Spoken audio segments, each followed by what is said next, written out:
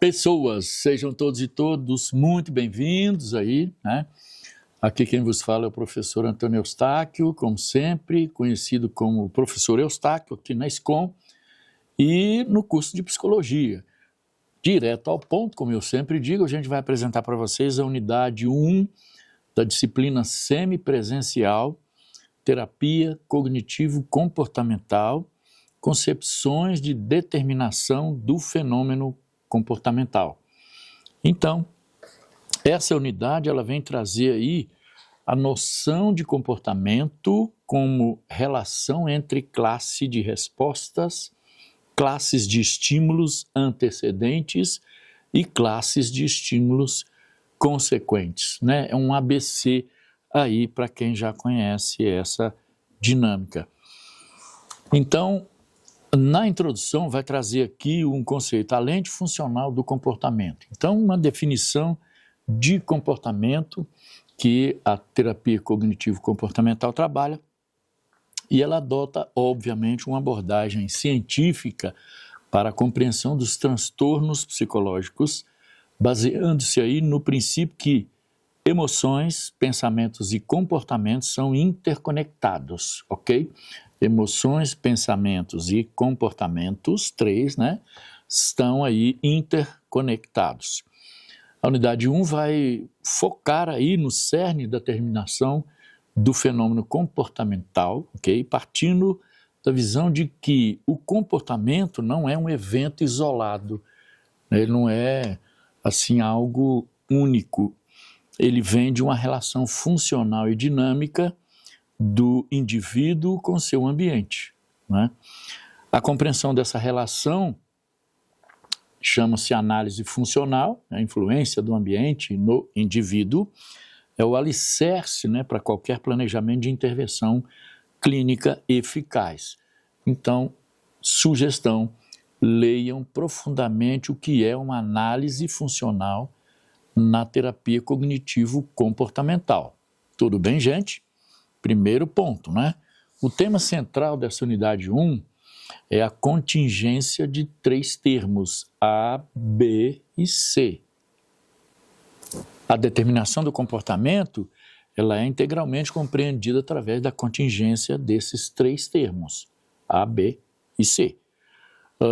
Nesse sentido, o modelo fundamental que estabelece a relação causal entre o contexto, a ação e as consequências que a mantém. O comportamento, então, nesse sentido, ele é definido como a relação entre classe de respostas, classes de estímulos antecedentes e classes de estímulos consequentes. Ok? Respostas, estímulos antecedentes e estímulos consequentes. Primeiro, classes de estímulos antecedentes. É o A, né? A letra A do ABC. Como que ocorre? Primeira definição, são todos os eventos internos e externos, que precedem o comportamento e que sinalizam a probabilidade de uma consequência específica ocorrer. Função, estabelece o contexto e funcionam como gatilhos, que muita gente usa aí no senso comum inclusive, né? Ou ocasiões para a resposta. E a unidade traz aqui um exemplo, né, de um ambiente. Ver um e-mail de prazo final, receber uma crítica do chefe ou toque do celular, uma influência ambiental aí, né? O interno do indivíduo, sentimentos de ansiedade, que isso pode trazer, né, por essa influência ambiental, um pensamento automático, eu vou falhar, né, a partir desse chama de estímulo externo, né? Uma dor física também pode ser provocada, ok? Número 2, classe de resposta, a letra B de behavior, em inglês é comportamento, ok? Definição, é a ação observável ou evento privado como um pensamento ou uma emoção que o organismo executa, definida por sua função e não apenas pela sua forma, ok? Ação observável. Sempre trabalha com algo observável, controlável, mensurável. Função dessa classe de respostas é o comportamento-alvo que será analisado e modificado. As respostas são agrupadas em classes porque diferentes topografias, formas, podem ter a mesma função, ok? Então, é o comportamento-alvo que será analisado e modificado. Exemplo, ações como morder as unhas, morder as unhas. Procrastinar ou evitar contato social. Essa questão de procrastinação é evitar. O contato social, são classes de respostas que frequentemente têm a mesma função, reduzir a ansiedade, reforçador. Então, algo para reduzir a ansiedade.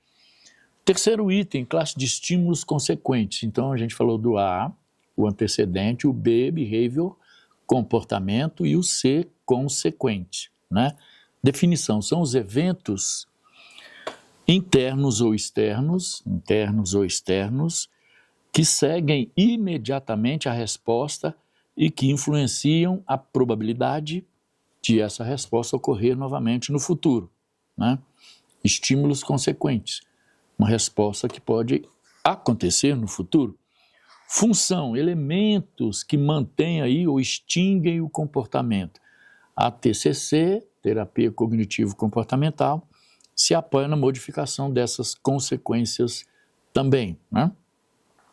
Tipo de consequências relevantes: reforço positivo, adição de algo agradável, por exemplo, um elogio, recompensa, muito bem, excelente, bem feito, aumenta a probabilidade do comportamento.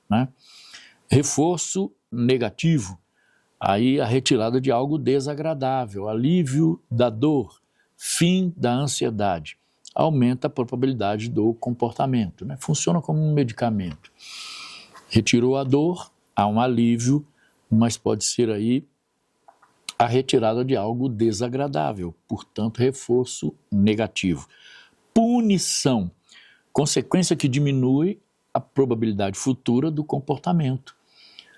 Ok? Então, tem esses 3 tipos relevantes aí de consequências: reforço positivo, reforço negativo e a punição, consequência que diminui a probabilidade futura do comportamento. Muito utilizado aí na área da educação, pessoas.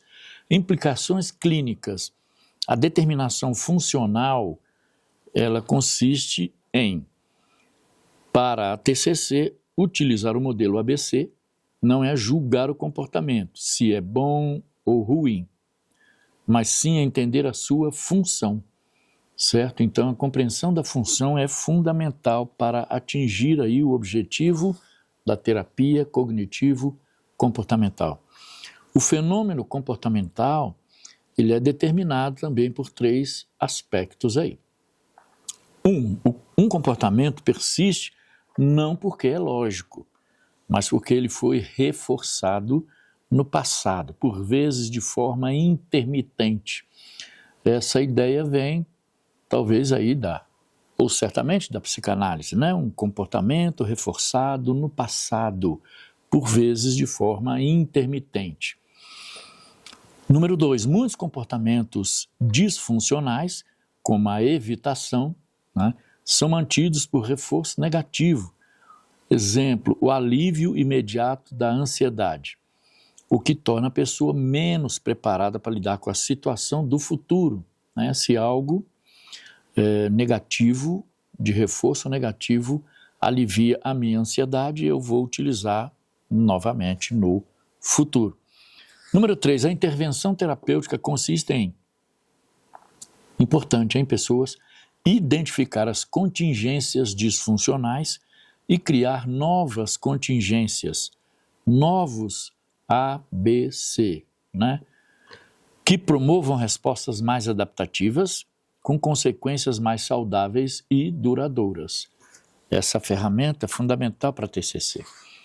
Aí nós temos aqui um quadro para que vocês visualizem melhor essas ferramentas, o ABC, ou seja, o componente A, que é o antecedente, A pergunta-chave na análise funcional é a seguinte: o que acontece antes do comportamento problema? Né? Tem ali diante de você uma demanda nesse sentido. A pergunta é: o que acontece antes do comportamento problema? Número 2, o behavior. Qual é a resposta específica, né? A resposta específica, né? O comportamento.